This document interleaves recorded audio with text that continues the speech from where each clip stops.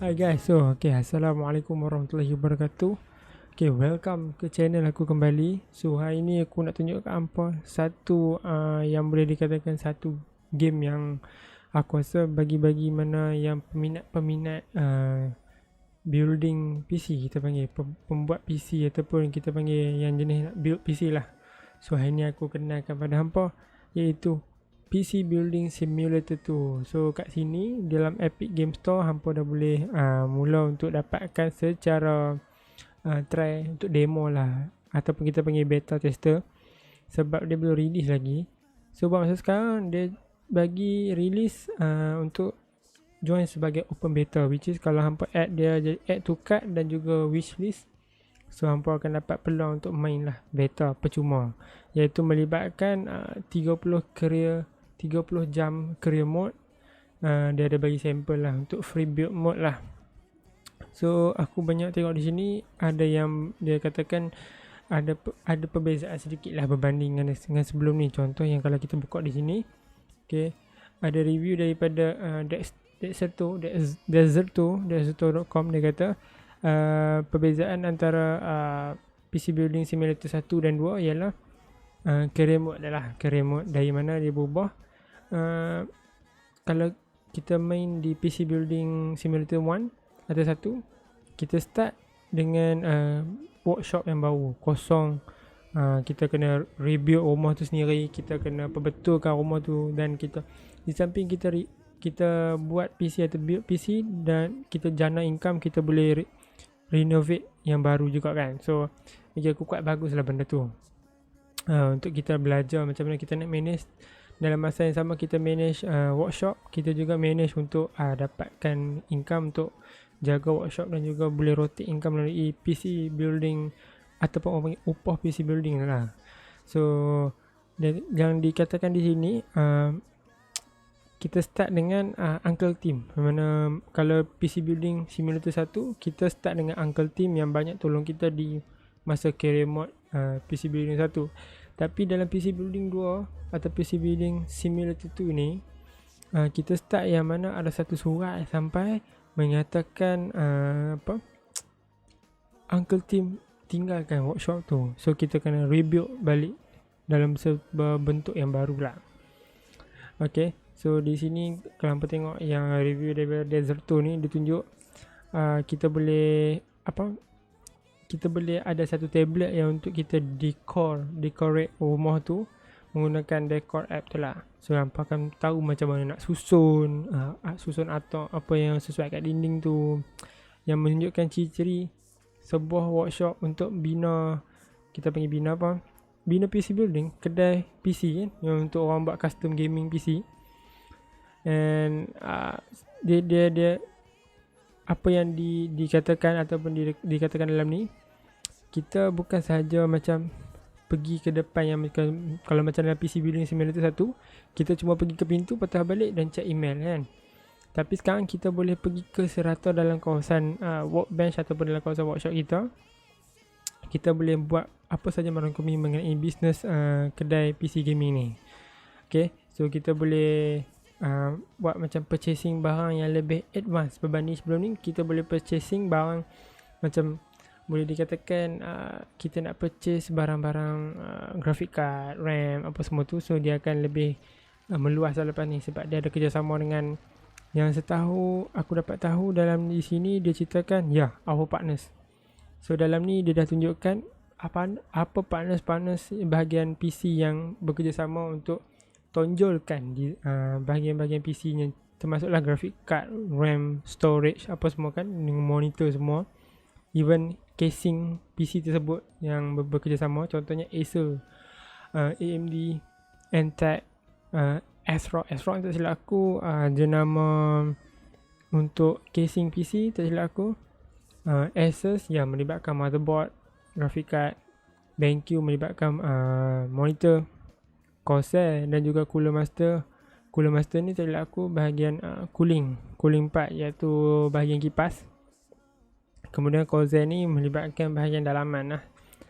Tak silap aku Corsair ni pengeluar monitor pun ada. Tak silap aku ada pengeluar bahagian monitor. Tak silap aku ada bahagian pengeluar monitor. Even bahagian pengeluar peripherals, kita panggil peripherals, alatan-alatan, cryoric, deep cool ni of course lah bahagian cooling, cooling dalam komponen komputer tersebut. Intel of course motherboard, NZXT casing dan juga kita panggil bahagian cooling system dalam PC tersebut. Nvidia, MSI, SteelSeries, Team Group, XPG ni yang aku dapat tahu dalam game ni akan muncul sebab dia menunjukkan alatan seperti RAM dan juga beberapa benda yang lain lah, seperti macam UL ni 3D Mark ni benchmark untuk kita boleh gunakan dalam PC Building Simulator 1 pun ada. Tak silap aku PC Building Simulator 1 boleh guna juga, tapi tak silap aku dah diperkenalkan dalam PC Building Simulator 2 ni. Kita boleh run benchmark untuk customer sebelum kita nak tahu apa masalah ataupun kita nak tahu, sebelum kita nak pass pada customer sesama PC gaming tu, kita boleh buat run benchmark dahululah. Lepas tu Razer kerjasama terbaru, Thermaltake bahagian thermal dalam motherboard tu kan, OBT, Lianli, so HyperX, so quite banyak partner lah yang bekerjasama dalam bahagian ni kan. So kita tengok bahagian hardware, tak silap aku hardware pun quite banyak. Hardware ni ialah partner lah yang bekerjasama kan. So hampa boleh tengok dalam ni quite banyak sangat partner-partner yang akan muncul dalam PC Building Simulator tu ni lah. Okay, so dalam Deserto.com punya review pun dia kata kita boleh assign ke specific build. Kita boleh assign item tu kepada specific build. Contoh kita nak custom, dah nama pun custom PC Building Gaming, so kita boleh custom sendirilah mengikut cita rasa customer, tapi kita boleh tune sikit mengikut apa bukan cita rasa kita, tapi tune ikut kesesuaian PC tersebut. Okay, dan sini aku baca dah ni. Sparrow has fixed that by adding a parts tracking system to the shop. As soon as you place an item into your cart, the shop asks what customer that part belongs to. The game also warns you if you place a PC onto the workbench without the proper item in your inventory, making the feature even better. Maksudnya game ni dia akan bagi warning kalau kita letak PC kita letak PC tu atas workbench kita tapi tanpa ada proper item. Maksudnya sebelum kita nak repair ataupun kita nak custom PC tersebut, kita dah kena ada semua item dia. Contoh kalau PC tu kena ada graphic card, RAM yang diminta oleh customer kan. So kita kena ada dah part-part tersebut sebelum kita nak buat kerja atas workbench tu. Kalau tak, dia akan bagi warning kat kita lah. So jom kita try untuk 1-2 game. Kita akan tengok macam mana dalaman dia. So aku akan launch daripada sini. Kita tengok bagi aku main juga PC Building Simulator 1 sedikit jarang lah, tapi aku ada main pada tahun, tak silap aku tahun lepas lah aku main, and bagi aku quite okay lah. Sebab bagi aku cepat, sebab aku cepat jemu. Aku cepat jemu sebab kita agak yang tunggu masa yang lama, sebab kita nak kena pasang satu-satu motherboard, dan kita nak kena rotate modal, dan kita nak tunggu custom baru daripada customer baru kan. So agak ambil masa lah benda tu. So okay, di sini kita dah ada. Welcome to open beta. Thanks for joining the PC building. Oh ya, aku lupa nak beritahu yang mana-mana yang dah download dan join open beta ni akan dapat 50% discount bila game ni mula release lah. So katakanlah dalam RM150 Malaysia masa dia mula-mula launch, so hampa akan dapat 15% discount lah. Okay, so yep, kita akan tengok dulu macam ni bukan final lah, beta gameplay je baru. Alright, ni dia bagi career, run and build a business, free build. Okay, so kita tengok bahagian ni, anti-aliasing, no, ada resolution semua okay, cantik. Bagi aku quite okay sikit. Okay, so kita try free build and share your dream PC, new game.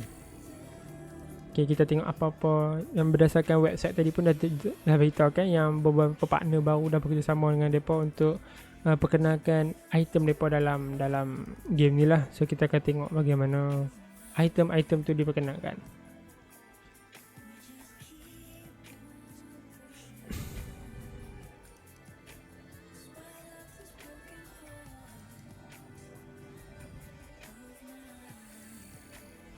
Alright, so di sini dia kata welcome to free build. In this mode, you can build your dream PC and export it to share. So maksudnya ni kita masuk ni bahagian yang kita free untuk build PC dan kita boleh kongsikan pada orang bagaimana kita minat. Alright, so kita try. Oh, agak sangkut di sini. Aku agak sangkut kenapa ni? Oh, okay. Kita kena start jalan lah macam biasa kan. So memandangkan dia baru open beta, so dia agak kuat. Ada bug, ada laggy things semua tu. Oh, kali ni aku tengok workbench dia ada 1, 2. Okay, so agak 3, 1, 2. Tadi yang 2 lah, 1, 2, 3, 4, 5, 6. Okay, so semua ada 6. Quite, bagi aku ada 6. Bagi aku agak menarik juga. So terlampau banyak workbench untuk kita nak repair PC. Okay, so dia di sini ditunjukkan apa ni? Kita boleh tekan T, open tablet. So ada banyak music lah. Aku risau je masalah music ni, kalau ada YouTube aku nanti dia jadi apa? Copyright. Tapi apa, aku akan pelankan lah bahagian part ni. So dia ada bahagian internet. Wow, okay, quite menarik bagi aku.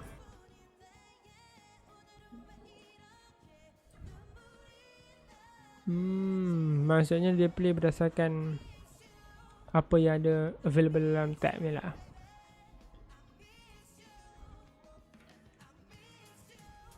Okay, so kita boleh part ranking, kita tengok.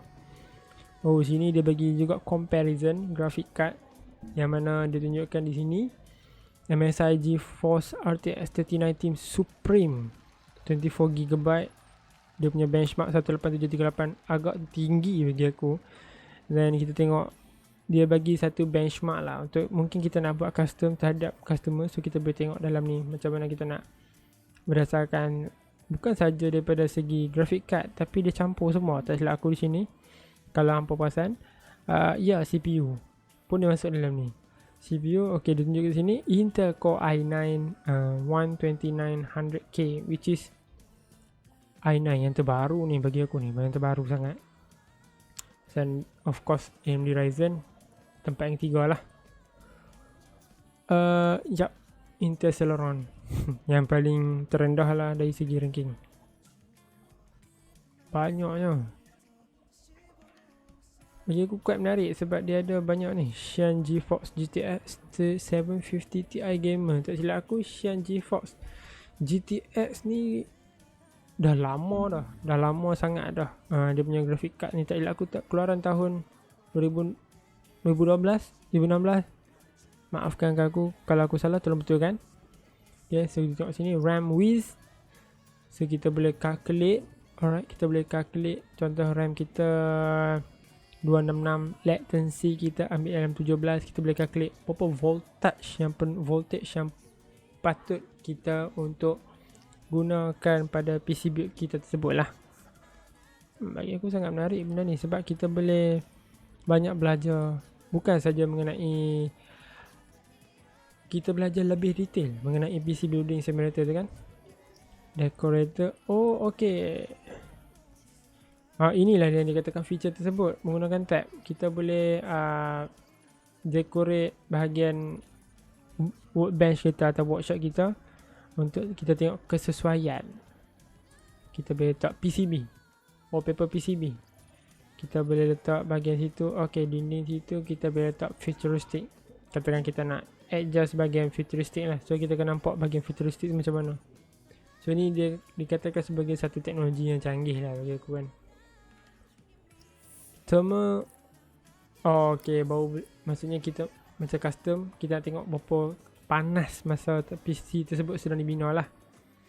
Okay, bagi aku quite menarik. So sekejap aku nak tutup macam mana ni.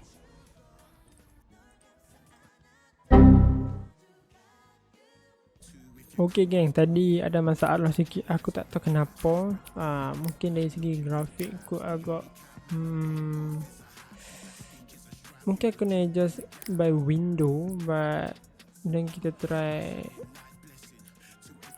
Okay, so sekarang aku adjust bagi dia agak ni lah. Mungkin aku dalam keadaan borderless, so dia agak laggy lah benda tu. So kita continue di bahagian sini. Okay, so tadi aku nak keluar daripada tab tu, aku tak tahu button apa should be, sebab aku dah tekan I ataupun satu inventory tapi tak dapat benda tu. Baik, kita boleh try. Memang dia ada lah button yang ni, tapi still tak boleh. Aku kill task manager dan aku open balik lah yang baru. Okay, so agak-agak sekarang aku dah buat window mode, dia tak sangkut sangat.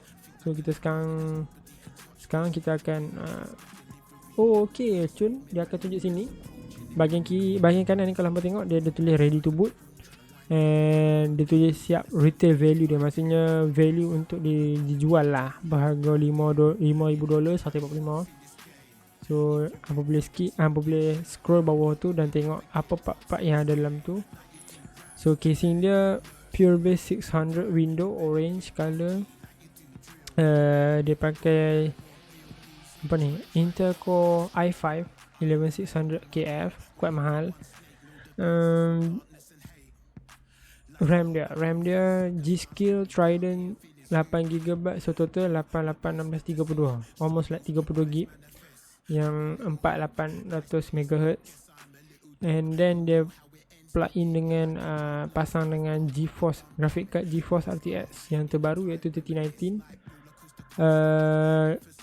Storage ni tak silap aku dia pakai 1TB yang SSD kot. VPR ni tak silap aku SSD ni. SSD tak silap aku ni. Dan cooling dia pakai Thermaltake. No bukan cooling. Ni Thermaltake Sync Snow Edition ni yang cooling dalam bahagian motherboard tu lah, which is thermal paste. Okay, yang cooling ni of course yang bawah sekali tunjuk Lianli Uni SL120, which is bahagian 4 ni. Kalau hampa tengok yang 3 ni, yang putih ni. Okay, yang tu yang ialah cooling part dia lah. So kita akan ready to boot. Kita akan cuba boot dia, tengok. Alright, kita tengok bahagian ni. Dia masuk bahagian BIOS. Boleh terima.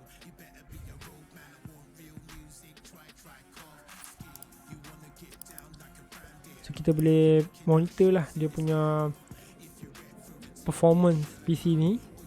Okay, dia boleh buat test monitoring lah. Dia akan buat untuk stress testing and graphic card testing semua.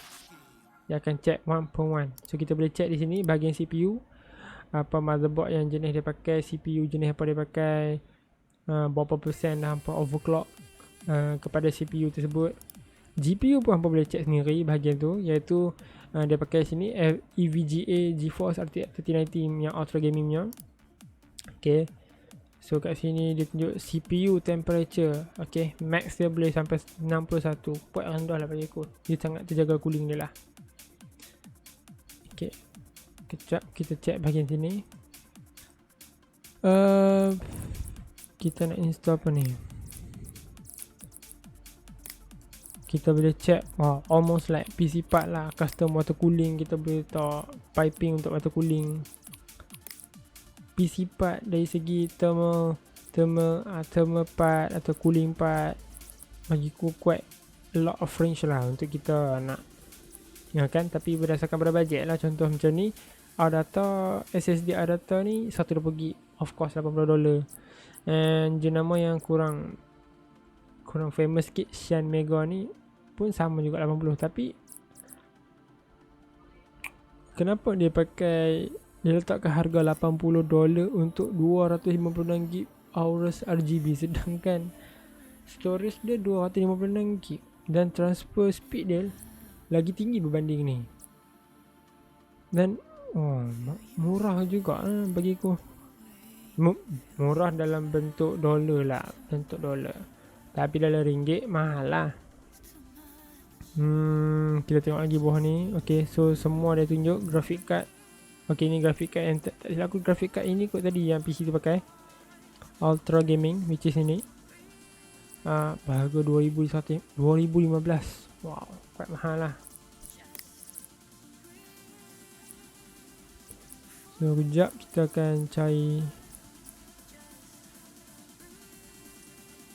So kita install pen drive, which is So kita, okay, kita boleh, so, which is aku dah pasang pendrive kah? Aku rasa aku dah pasang pendrive tadi. Okay, dah pasang. Okay, so kita tengok bahagian sini.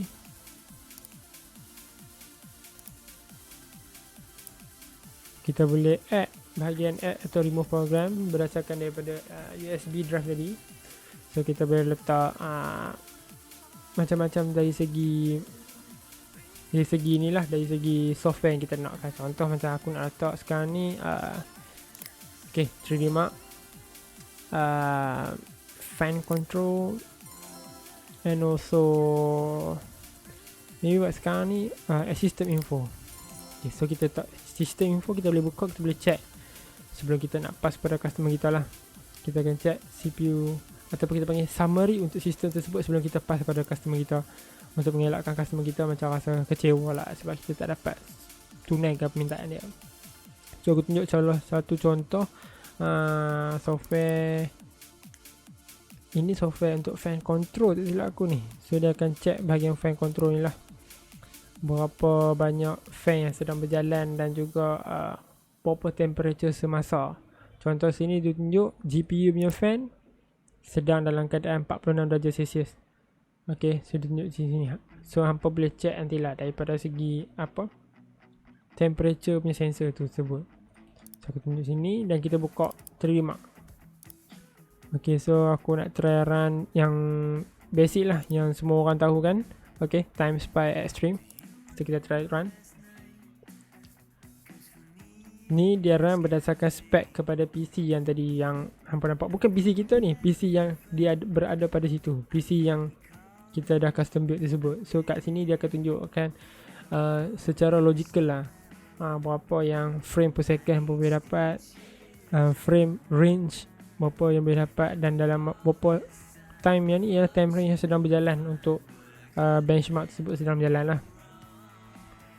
So bagi aku quite menarik lah sebab dia mirip kepada dunia nyata dalam kategori PC building. Sebab bagi aku macam seseorang yang menarik jugalah PC building ni kan. So buatkan orang yang minat bidang PC building tapi tak ada duit nak buat kedai. So boleh try dulu dalam simulator macam mana nak uruskan workshop, macam mana nak beli barang. Even dia tak nyata lah macam kedai yang sebenar, tapi kita boleh belajar benda tu, macam mana nak uruskan sebuah kedai PC tersebut. Okay, so bagi aku sangat menarik, tapi dia dah start laggy dah. Kita nampak dia dah drop sikit lah FPS ini, 30 FPS. Okay, yang tadi tu kita dapat dalam around 120, tapi sekarang dia dah dapat dalam 29, mungkin dalam 30 frame per second, agak rendah lah. Okay, so dia tunjuk result kat sini, which is dia tunjuk grafik. Kita gunakan grafik GeForce RTX 3090. So dapat dalam CPU test dia 29, tapi menggunakan grafik kita dapat dalam 121 ataupun 104 lah secara julat yang kita panggil. Kita boleh back balik, kita boleh test lagi lah berlambak yang benchmark lain kan. Tapi tak apalah, buat masa sekarang aku nak tunjuk yang basic je lah. So kita boleh exit balik. Pelbagai kabel juga kan kita boleh attach sebenarnya. Dan kita boleh buat sistem piping baru, which is bagi aku sangat menarik lah. Sebab PCB ni Simulator 1 dulu tak boleh buat piping untuk yang coolingnya piping kan. Sekarang dah boleh adding piping yang baru lah bagi aku. So kita boleh round tengok quite apa PC ni. So di sini yang ni tunjuk pula PC ni dari segi retail value dia, apa software yang benda yang sama lah. So bagi aku kuat menarik. Kita boleh custom juga workbench kita, dan kita boleh check storage lah. Okay, the storage cardboard yang kita boleh PC, kita simpan PC yang kita tengah tak jalan kerja lah. Alright. So ada kat sini. Okay, cun. Ni PC yang Uncle Tim tinggalkan pada kita. So kita boleh bawa dan letakkan di sini mungkin. So di situ. So kita nampak lah semua yang bagi aku quite dalam jugalah. Kita nampak kan, kita boleh rotate dia, tengok apa isi dalaman tersebut, sesebuah PC tersebut lah. Dan bagi aku pemandangan dia kali ni, dia taklah nampak macam terkurung. Dia nampak jugalah ada cermin yang kita boleh tengok luar. Oh, tak ada lagi feature untuk minum air sebenarnya. Yup, kita boleh tengok luar. Kita boleh apa lagi ni? Dah kita boleh minum air? Tak boleh. Ni aku rasa storage bahagian untuk yang barang-barang yang kita order untuk customer lah kot, untuk kita pasang pada PC kita ni, akan sampai di sini lah, receive di sini. Ini rak yang sekadar tambahan. Okay, so kurang-kurangnya ada 1, 2, 3, 4, 5, 6 4, 2, almost 6 PC ataupun 6 workbench yang kita boleh letak PC untuk kita buat kerja lah. So kita try pick up ini.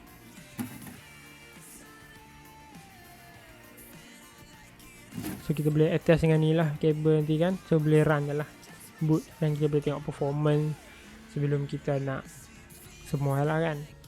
So bagi aku beta gameplay ni menarik. Cuma dia tak final lagi, memandangkan sebab banyak lagi, ada quite banyak bug lah bagi aku. Bug dari segi penggunaan tablet tadi, kita tak tahu nak tekan, nak keluar macam mana. Lepas tu dari segi grafik mungkin dia boleh improve lagi. Mungkin dia boleh improve beberapa feature lah untuk tambahan, macam kita boleh access air ni nak minum ke, kita boleh add in notes calendar ke, pada calendar yang boleh add in notes, dan selain daripada tu lah.